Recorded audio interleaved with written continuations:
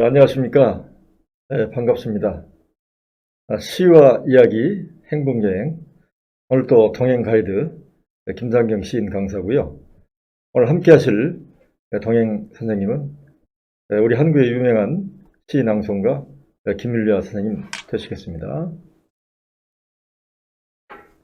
네, 요즘 황사로 인해 가지고 참 고생들이 많으셨죠. 사실 우리 옛말에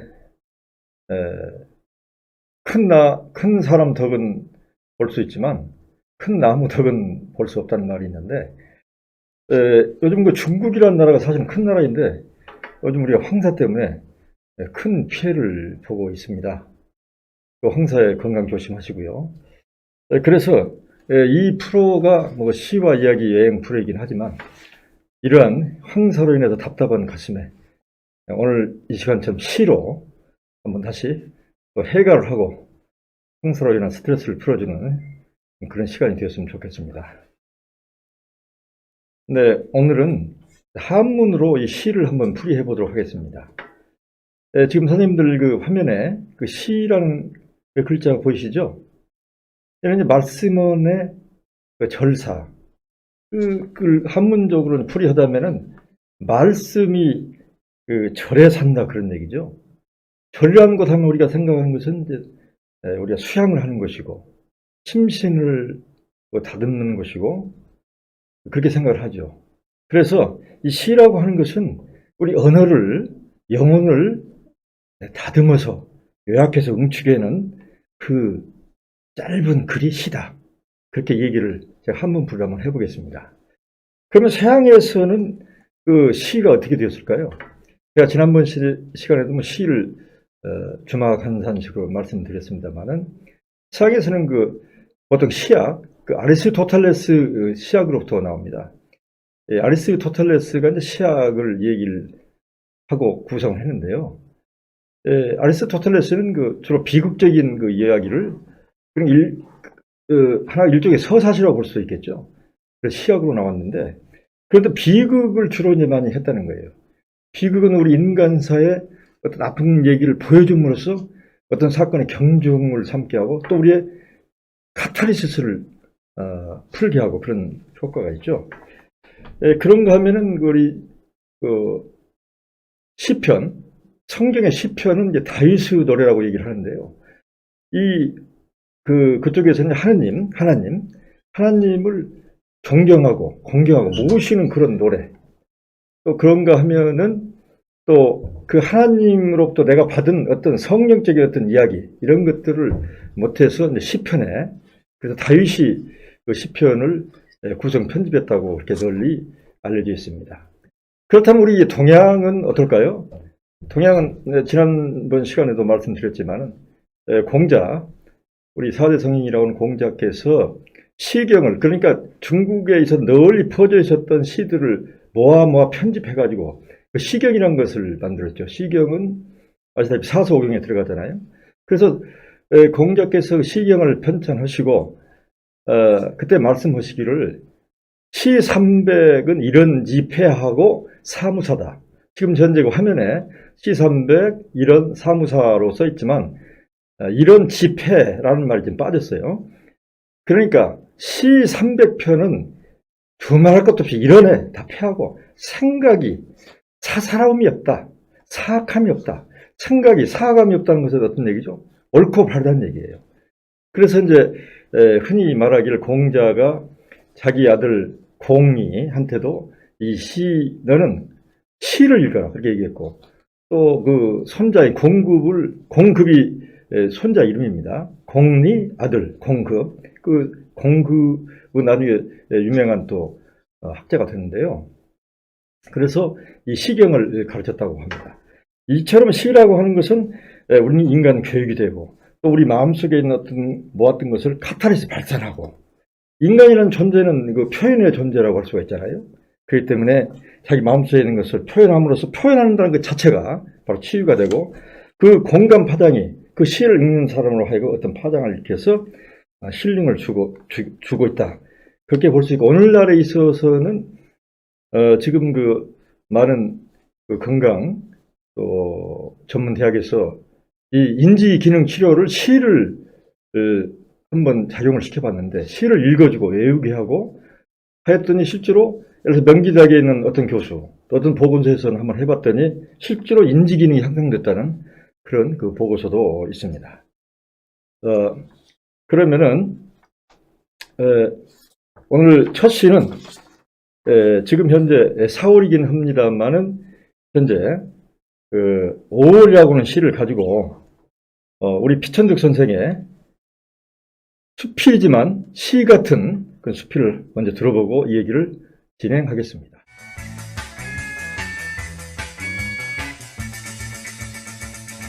(5월) 피천득. 5월은 금방 찬물로 세수를 하니 21살 청신한 얼굴이다. 하얀 손가락에 끼어있는 빛이 가랍지이다. 5월은 앵두와 어린 딸기의 달이요 5월은 모란의 달이다. 그러나 5월은 무엇보다도 실록의 달이다. 전나무의 바늘 밑도 연한 살결같이 부드럽다. 21살의 나이였던 5월, 불현듯 밤차를 타고 피서지에 간 일이 있다. 해변가에 엎어져 있는 보트, 덧문이 닫혀 있는 별장들. 그러나 희월같이 쓸쓸하지는 않았다. 가까이 보이는 섬들이 생생한 색이었다. 등려 애정 통고 얻었도다 애정의 고통을, 실려 애정 통고 버렸도다 애정의 고통을. 젊어서 죽은 시인의 이 글귀를 모래 위에 써놓고 나는 죽지 않고 돌아왔다. 실록을 바라다 보면 내가 살아있다는 사실이 참으로 즐겁다. 내 나이를 세워 무엇하리. 나는 5월 속에 있다. 연한 녹색은 나날이 번져가고 있다. 어느덧 짙어지고 말 것이다. 머문 듯 가는 것이 세월인 것을. 6월이 되면 원숙한 여인같이 녹음이 우거지리라. 그리고 태양은 정열을 퍼붓기 시작할 것이다. 밝고 맑고 순결한 5월은 지금 가고 있다.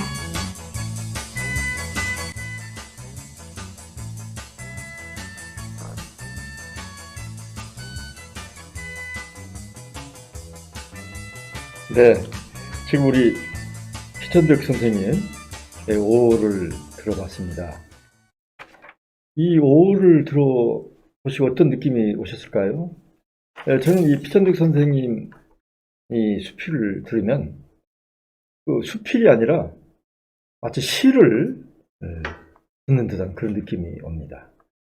이 수필 자체가 정갈하고 짧고 어떤 울림이 있는 5월을 그대로 아주 밝게 5월은 금방 찬물로 세수를 한 20살 청신한 얼굴이다.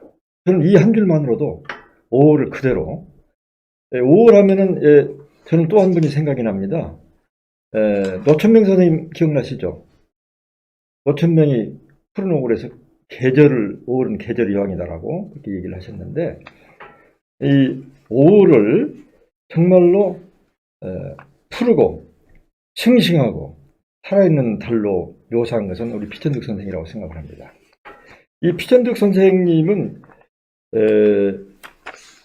상해, 서울에서 출생하시고 상해 호강대학교라는 그 대학을 나오시고 일제강점기에는 경성중학산업학교 교사를 하시다가 해방 후에는 경성대학교 예비 교수를 거쳐서 정년 퇴임하실 때까지 서울대학교 사범대학 교수로 재직을 하셨습니다. 또 이 피천득 선생님 하면은 저도 그걸 배웠습니다마는 우리 교과서에 인연이라고는 그 유명한 그 수필이 있죠. 그 일본 여학생 아사코의 그 사연을 하는 얘기인데요. 하나의 인연이라는 것이 처음에 초등학교 시절에 만나고 중학교, 대학교, 또 처녀가 되어서 만났을 때 그 얘기를 잘 쓴 것입니다. 그래서 우리 피천득 선생의 수필은 간결한 문체로 명징한 사색을 펼쳐놓음으로써 순수하고 고결한 하나의 정신세계를 이루고 있다. 그렇게 말씀을 합니다. 자, 그러면 제가 그 인연을 너무 길기 때문에 제가 발췌해서 제가 한번 읽어보도록 하겠습니다. 음악을 주세요. 인연 피천득. 지난 4월 춘천에 가려고 하다가 못 가고 말았다. 나는 성심여자대학에 가보고 싶었다. 그 학교 어느 가을 학기 매주 한 번씩 출강한 일이 있다. 힘드는 출강을 하게 된 것은 주수녀님과 김수녀님이 내 집에 오신 것에 대한 애의도 있었지만 나에게는 사연이 있었다. 이 도입부입니다. 수십 년 전에 내가 17살 되던 봄, 나는 처음 동경에 간 일이 있다. 어떤 분의 소개로 사회교육과 미우라 선생 댁에 유숙을 하게 되었다. 그 집에는 주인 네와 어린 딸 세 식구가 살고 있었다. 눈이 예쁘고 웃는 얼굴을 하는 아사코는 처음부터 나를 오빠같이 따랐다. 아침에 나왔다고 아사코라는 이름을 지어줬다고 하였다. 성심여학원 소학교 1학년인 아사코는 어느 토요일 오후 나와 같이 저희 학교까지 산보를 갔었다. 아사코는 자기 신발장을 열고 교실에서 신는 하얀 운동화를 보여주었다. 내가 동경을 떠나던 날 아침 아사코는 내 목을 안고 내 뺨에 입을 맞추고 그 후 10년이 지났다. 그동안 나는 국민학교 1학년 같은 예쁜 여자아이를 보면 아사코 생각을 하였다. 내가 두 번째 간 것도 4월이었다. 아사코는 어느덧 청순하고 세련되어 보이는 영양 따님이 되어 있었다. 그날 토요일이었을 것이다.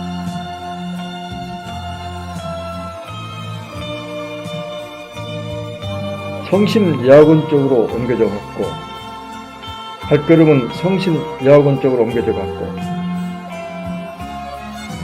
갑자기 뛰어가서 그날 잊어버리고 교실에 두고 온 우산을 가지고 왔다. 지금도 나는 여자 우산을 볼 때면 연두색이 고왔던 그 우산을 연상한다. 셀브르의 우산이라는 영화. 그것도 10년이 지났다. 2차 대전이 있었고 우리나라가 해방이 되고 또 한국전쟁이 있었다. 나는 어쩌다 아사코 생각을 하고 있었다. 1954년 미국 가던 길에 동경에 들러 미우라 댁을 찾아갔다. 뜻밖의 그 동네가 고스란히 그대로 남아있었다. 선생 내부는 흥분한 얼굴로 나를 맞이하였다.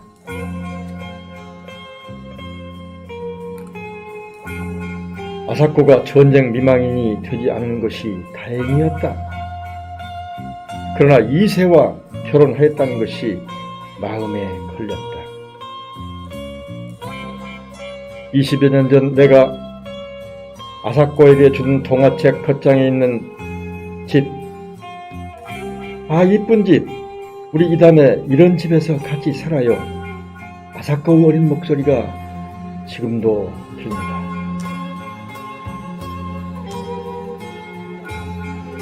그 집에 들어서자 마주친 것은 백압같이 시들어가는 아사코의 얼굴이었다. 세월이란 소설 이야기를 한 지 10년이 더 지났다. 남편은 내가 상상과 같이 일본 사람도 아니고 미국 사람도 아닌 진주만 장교라는 것을 뽐내는 것 같은 사나이였다. 아사코와 나는 저를 몇 번씩 하고 악수도 없이 헤어졌다. 지금 이게 이제 마지막 분야인데요. 이게 키포인트입니다. 그리워하는데도 한 번 만나고는 못 만나게 되기도 하고, 일생을 못 잊으면서도 아니 만나고 살기도 한다. 아사코와 나는 3번 만났다. 3번째는 많이 만났어야 좋았을 것이다. 지금 화면에 빨간 글씨 써있죠? 그리워하는데도 한 번 만나고는 못 만나게 되기도 하고, 일생을 못 잊으면서도 많이 만나고 살기도 한다. 그렇습니다. 이 인연의 포인트는 여기에 있습니다. 그리워하는데도 못 만나게 되기도 하고, 일생을 못 잊으면서 많이 만나는 것이 인생이라는 것을 우리 인연적인 피천득 선생님은 이렇게 수필을 통해서 인생의 전국을 만남을 썼다고 생각이 듭니다.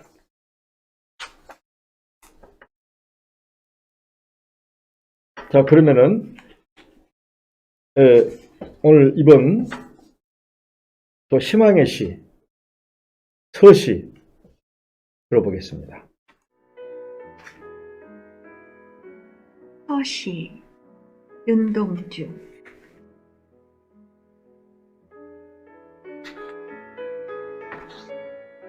죽는 날까지 하늘을 우러러 한 점 부끄럼이 없기를. 잎새에 이는 바람에도 나는 괴로워했다. 별을 노래하는 마음으로 모든 죽어가는 것을 사랑해야지. 그리고 나한테 주어진 길을 걸어가야겠다. 오늘 밤에도 별이 바람에 스치운다.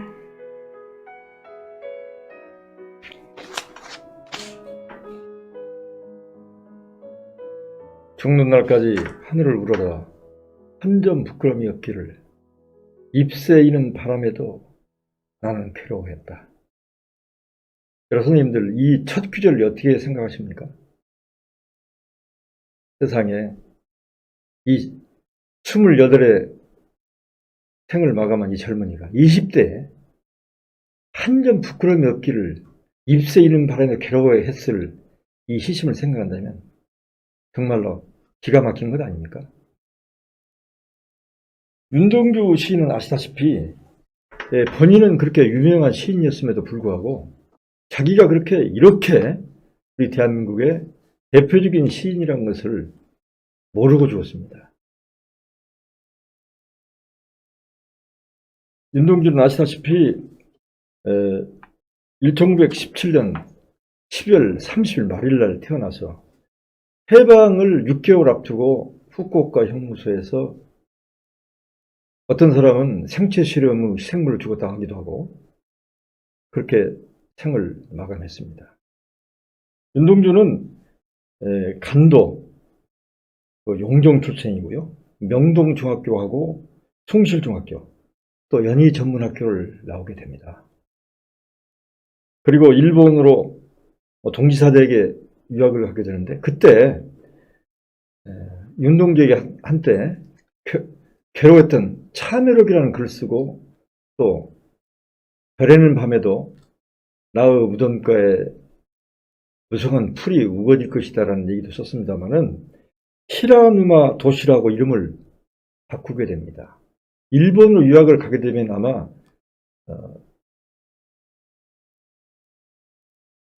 상시개명을 해야 할 수밖에 없었던 것 같아요. 그래서 평생을 두고, 평생이라기봤자 28년의 생인데요. 괴로워했다고 그래요.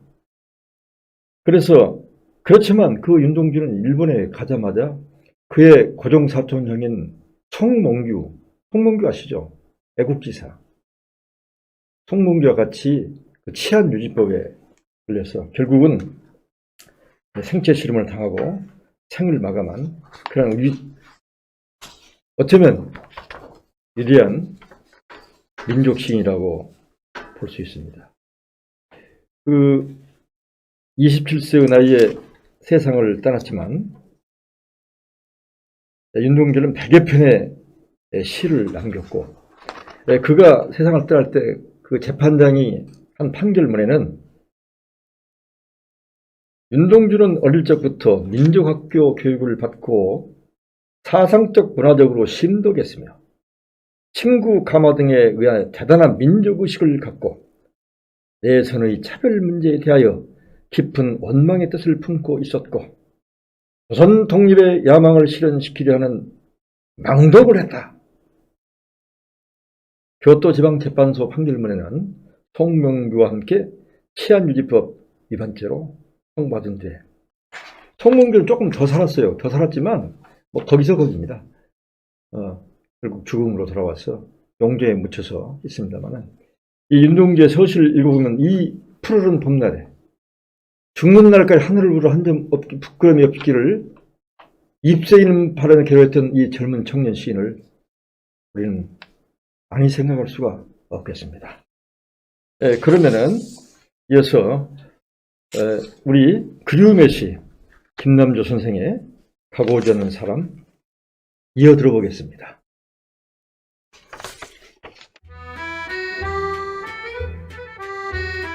가고 오지 않는 사람, 김남조. 가고 오지 않는 사람이 있다면 더 기다려 줍시다. 더 많이 사랑했다고 부끄러워할 것은 없습니다. 더 오래 사랑한 일은 더군다나 수치일 수 없습니다. 요행이 그 능력 우리에게 있어 행할 수 있거든. 부디 먼저 사랑하고 많이 사랑하고 더 나중까지 지켜주니 됩시다.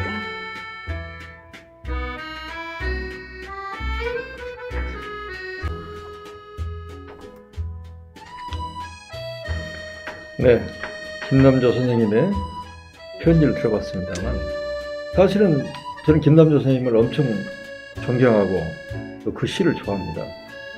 김남조 선생의 시는 대표시가 우리 학교 다닐 때 교과서에 정여묵이라고 하는 시가 있었고요. 또 그리고 그 대표시 겨울바다라는 시가 있죠. 겨울바다에 가보았지 미지의새는 죽고 없었네. 꿈의 불이 이랑이 타고, 그런 시죠. 그런데 제가 이 편지를 택한 것은 이 봄날에 그 가고 오지 않는 사람을 택한 것은 뭔가 이 척박한 세상을 말씀하면서도 이 시는 우리 사랑하는 사람들에게, 기다리는 사람들에게 하나 메시지로, 이분께서 저희들보다 항상 인생의 선배이시고 연륜이 깊으신데 가고 오지 않는 사람이 있다면 더 기다리는 사람이 됩시다. 더 많이 사랑했다고 부끄러워할 것은 없습니다. 더 오래 사랑한 일은 더군다나 수치일 수 없습니다. 설명할 필요도 없죠. 그래서 설령 우리 인생 삶에 누군가를 사랑하고 헤어지고 만나는데 오해하고, 또 내가 너는 요만큼밖에 사랑을 안 줬는데 내가 왜 이만큼 줬느냐 후회도 하고 그러는데 그럴 필요가 없다. 이 다음 시 편지란 시로도 이어지겠는데요. 한번 편지 함께 들어보겠습니다.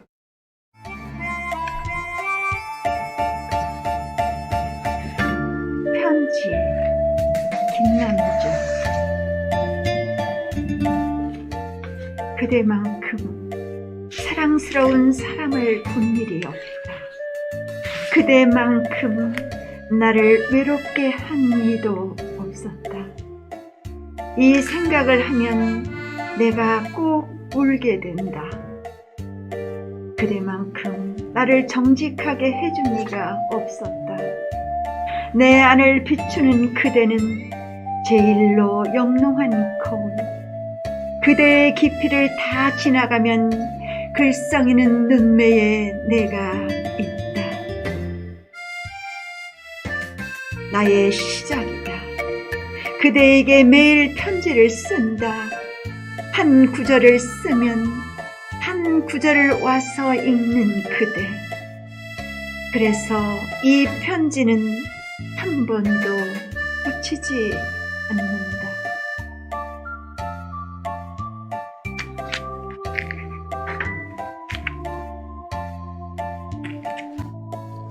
그래서 이 편지는 한 번도 붙이지 않는다. 이 편지의 마지막 구절이 저의 가슴을 먹먹하게 합니다. 이 편지라는 시와 가고지 않는 사람, 이 시도 연계해서 생각해 볼 수 있는 연가풍의 그 시라고, 그리움의 시라고 볼 수 있는데요. 김남주 선생님은 경북 대구에서 태어나셔서 서울대학교 사범대학을 나오시고 일본에서 잠깐 학교를 다니셨죠.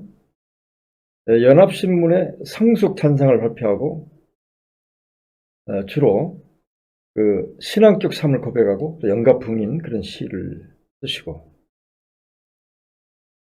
이 김남주 선생님께서 우리 지금 한국 시 문단에 그야말로 원로 선생님이시고 원로 선배님이시고 저희들의 큰 기둥이 되시고 정신적인 그런 큰 어묵 같은 느티나무 같은 시인이시죠. 그 선생님께서 편지라는 그 시를 쓸 때 제가 어디서 좀 찾아보니까 선생님 얘기를 어느 평론가가 좀 발췌를 한 것 같아요. 김남주 선생님의 부구는 그 김세종 선생이시라고 우리 세종의 이순신 장군 상을 교하신 유명한 분이시죠.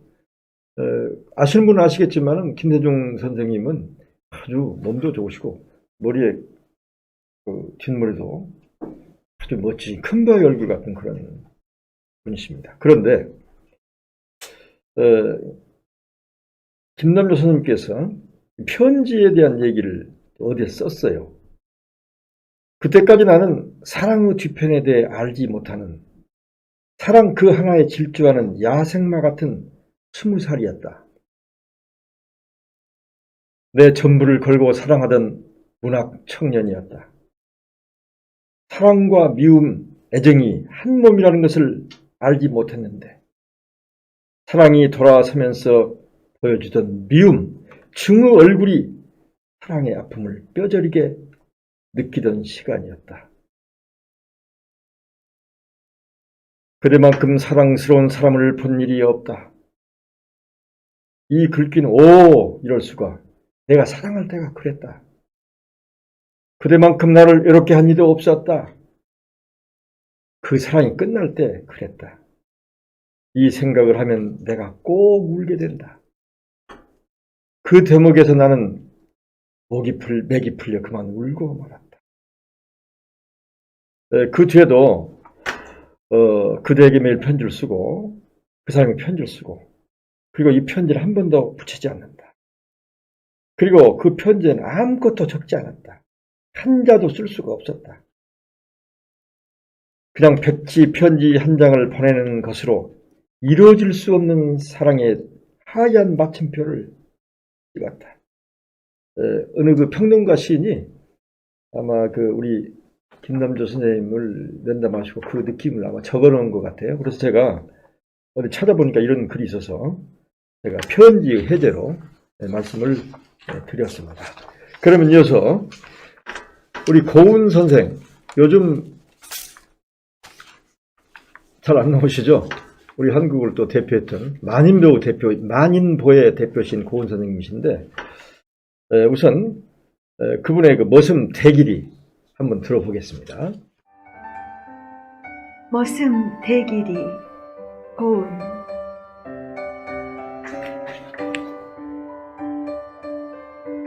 세터 관전인의 머슴 대길이는 탕머슴으로 누룩 도야지 한 마리 번쩍 들어 도야지 우리에 넘겼지요. 그야말로 도야지 멱다는 소리까지도 후딱 넘겼지요. 밥 때 늦어도 투덜댈 줄 통 모르고 이른 아침 동네길 이슬도 털고 길도 치워 훤히 가리만 왔지요. 그러나 낮보다 어둠에 빛나는 먹눈이었지요. 머슴방 등잔불 아래 나는 대길이 아저씨한테 가갸거겨 배웠지요. 그리하여 장하 홍련전을 주룩주룩 비오듯 읽었지요. 어린아이 세상에 눈 떴지요. 일제 36년 지나간 뒤 가갸거겨 아는 놈은 나밖에 없었지요. 네. 이 고은 선생의 대길이 만인보에 나와 있는 그런 시입니다. 초기 시죠. 우리 고은 선생님은 전북 군산 출신이시고요. 1958년도 현대시의 폐계력이라는 시를 발표해서 군단에 등단하시고, 주로 그 초기 시에는 함우와 그 무상을 탄미적으로 쓰셨다고도 하고, 또 한 그 대표신 무능마을에 가서라는 시를 발표한 이후부터는 어두운 시대의 상황과 맞물리면서 현실에 대한 치열한 참여의식, 역사의식을 노래했다고도 합니다. 우리 고은 선생은 또 민주화 운동으로 한때 감옥에도 많이 가시고 그러셨는데, 머슴 대길이는 이 화자가 어린 시절에 만났던 인물로, 비록 신분은 머슴이었지만은 그 화자에게 올바른 사무 방향을 제시해주는 인물로 그려져 있습니다.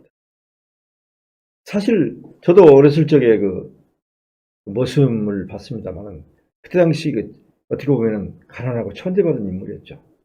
그렇지만 또 어떤 머슴들은 정말 형같고 따뜻하고 성실하게 일하면서 그야말로 턴론에서 붉은 땀을 흘리면서 농사를 했던 그런 긍정적이고 부지런한, 우리한테 뭔가 삶의 모범을 보여준 그런 사람들이 있었죠. 그래서 이 고은 선생은 그 아름다움을 먼저 가르쳐준 인생의 스승으로 머슴 대길을 본 것입니다. 그리고 이 건강하고 또 이 세상을 제대로 정도기를 가고 있는 그런 민중의 삶을 대길을 통해서 보여줬다고 생각을 합니다. 이어서 우리 정혜성 선생의 시 한 편 들어보겠습니다. 한 그리움이 다른 그리움에게.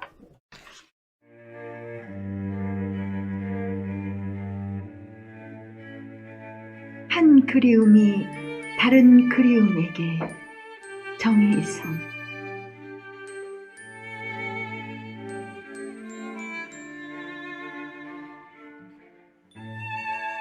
어느 날 당신과 내가 날과 씨로 만나서 하나의 꿈을 엮을 수만 있다면, 우리들의 꿈이 만나 한 폭의 비단이 된다면, 나는 기다리며 추운 길목에서 오랜 침묵과 외로움 끝에 한 슬픔이 다른 슬픔에게 손을 주고,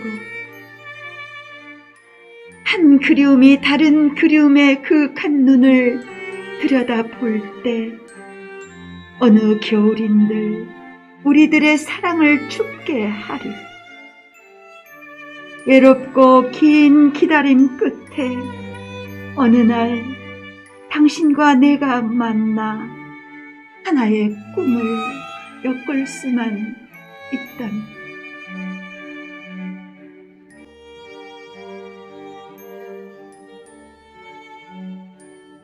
네, 정희성의 한 그리움이 다른 그리움에게. 이 정희성 선생님은 이 고등학교 국어 선생님으로 많은 학생들에게 문학을 가르치시고, 또 이분은 가난한 삶, 민중의 삶에, 고단한 삶에 관심을 가지시고, 지금 다음에 읽어드리겠습니다마는 저문강에 삽을 싣고 이 서민들의 그 고단한 삶에 그 모습을 그대로 보여주고 또 희망을 줬던 그런 시인이십니다. 저문강에 삽을 싣고 제가 한번 읽어보겠습니다.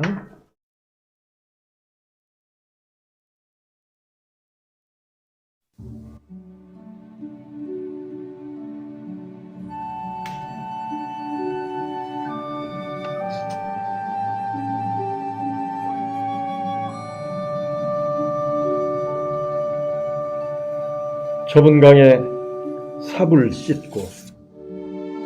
정희성.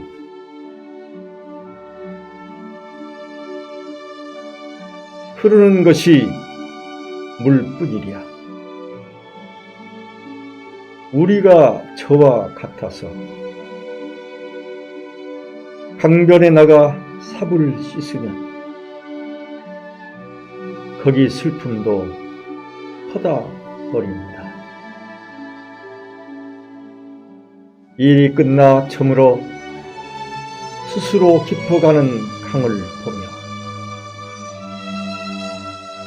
쭈그려 앉아 담배나 피우고 나는 돌아갈 뿐이다.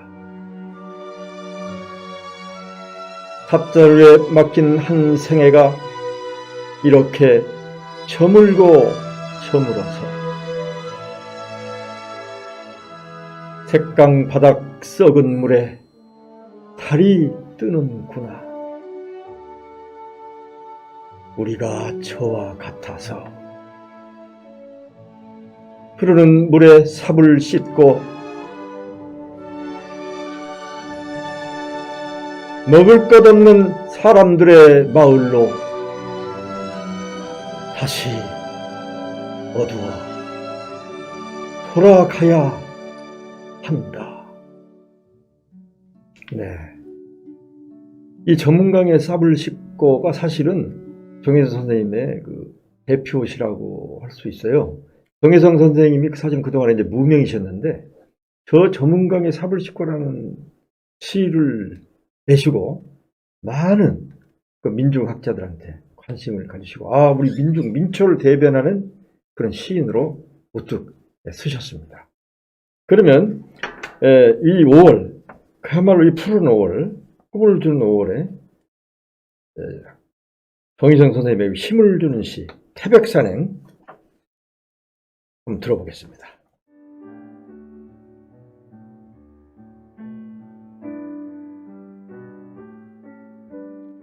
태백산행 정희성.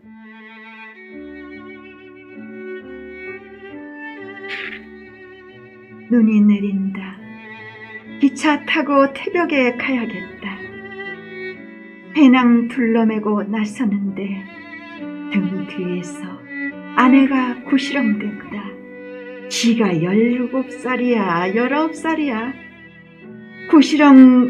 구시렁 눈 내리는 산등성 숨차게 올라가는데 70곡에 넘어선 노인네들이 여보 젊은이 함께 가지.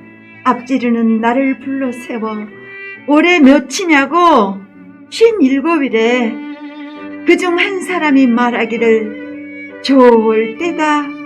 살아 1000년 죽어 1000년 한다는 태백산 주목이 평생을 그 모양으로 허옇게 눈을 뒤집어 쓰고 서서 좋을 때다, 좋을 때다 말을 받는다. 단골집 귀때기 새파란 그 계집만 괜스레 나를 보고 늙었다 한다.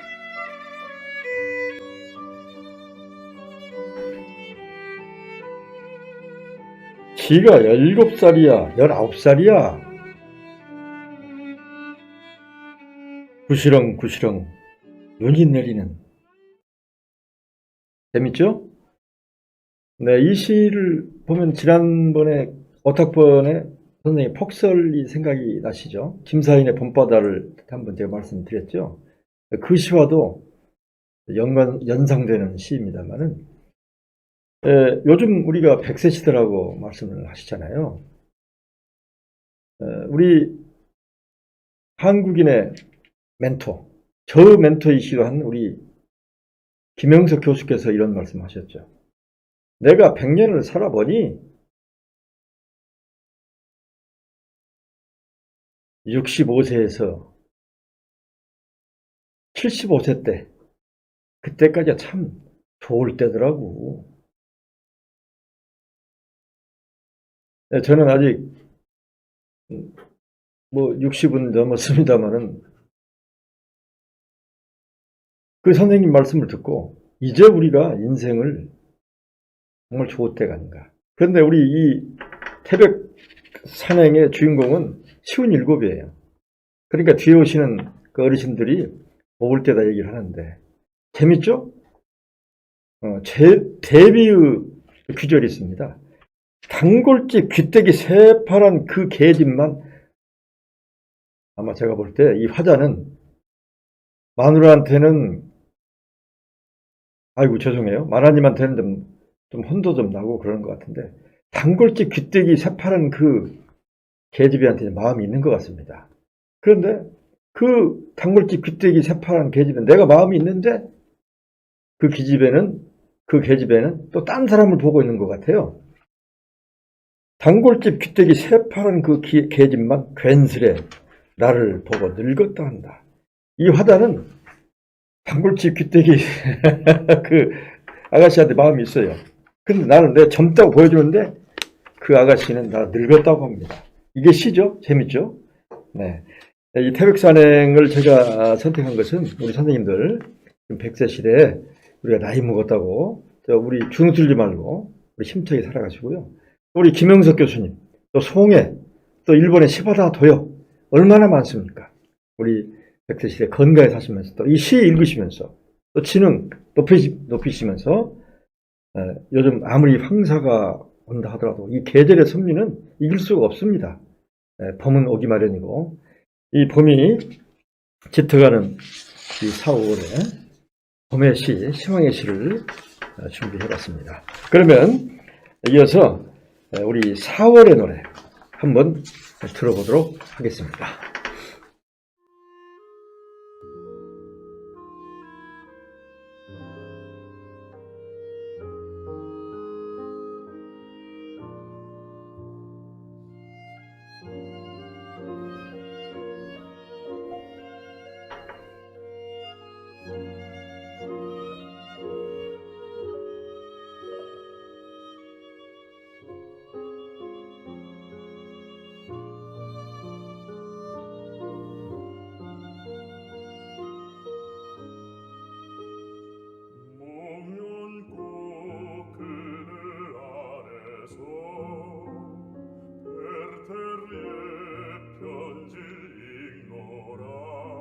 목련꽃 그늘 아래에서 베르테르의 편지를 읽노라. 구름꽃 피는 언덕에서 피리를 부노라. 아하, 멀리 떠나와 이름 없는 한국에서 배를 타노라.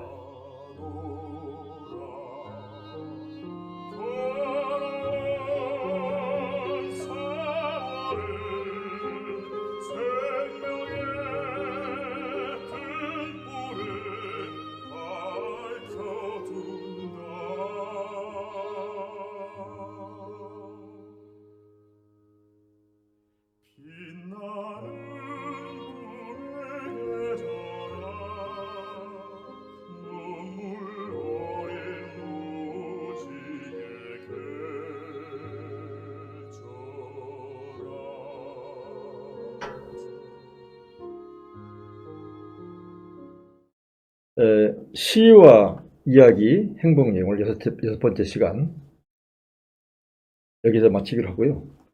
다음에 찾아뵙도록 하겠습니다.